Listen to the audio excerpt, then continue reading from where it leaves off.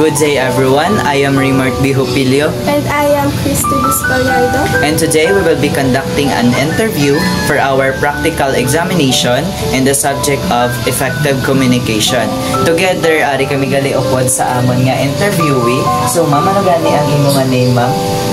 I'm Rapameji Tabaco and I am 33 years old. And ano ang imong livelihood or ano imong ginaobras?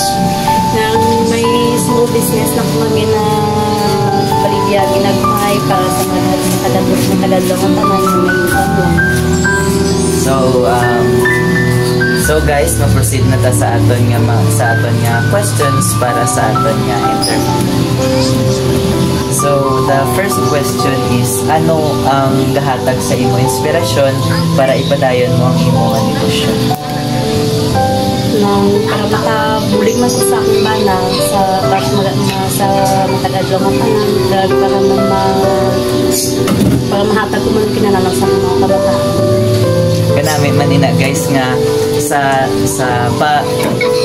aton nga pag-ugdanay sa isa ka pamilya, hindi lang kinanglan nga ang bana or ang asawa ang magpangabudlay, kinanglan duhang ang asawa kag ang bana mag-inugdanay kag magpinuligay sa isa ka pamilya para maging maayo man ang ilang flow of life, and para hindi sila mabudlayan kag mas nami ija kung gabinuligay kay mas dasig ang aton.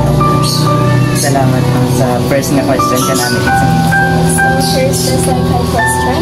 Ano ang mga na-experience mo sa imong pang-adlaw nga buluhaton? Kag paano mo ini nasulban? Sa na-experience sa matagadlong nga tanan, may aral din siya ng kabudlay pero hindi kasi tanan, tapos ginasumpar ko nga ako nga sa pangadlaw-adlaw na ako prayers nga kinahanglan hindi lang gid sa musugkap kabakod mo gid dapat nangopdan mo sa pagpamumuno. Kinanglan ugdan tagig sigad man sa aton nga matagadlaw nga pagmakabuhi, kay sigad man ang kabulig sa aton kagahatag man isa ang inspirasyon sa aton para magpadayon sa aton nga mga ginahimo sa matagadlaw. Last question. Ano ang mahatag mo nga mensahe sa iba nga nagapangabudlay man para sa ilang pamilya? Ngamis ka na kabudlay nang mapadayon kita hindi lang sa usod na tagatabakol amo niya po sa sabat ko nang tagaan ko sa pagpangamuyo kagabot lagi si Lord sa permit sa matagadlong na natin amo na nakag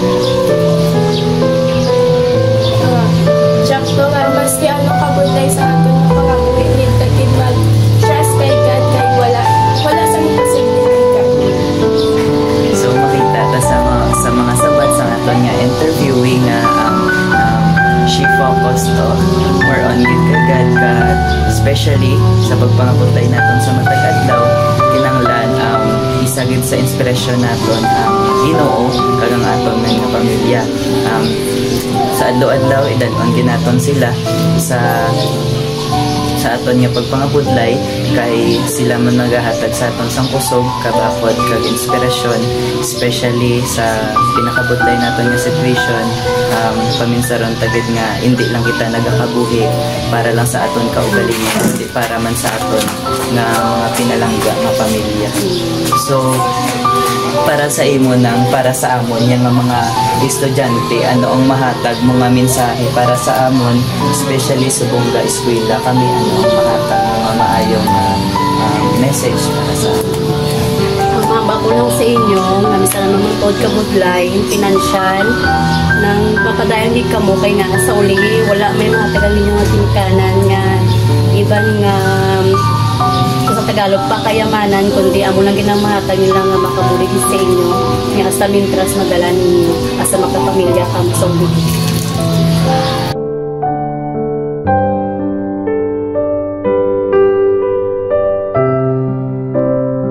Exodus chapter 20 verse 12. Honor your father and your mother, that your days may be long in the land that the Lord your God is giving you.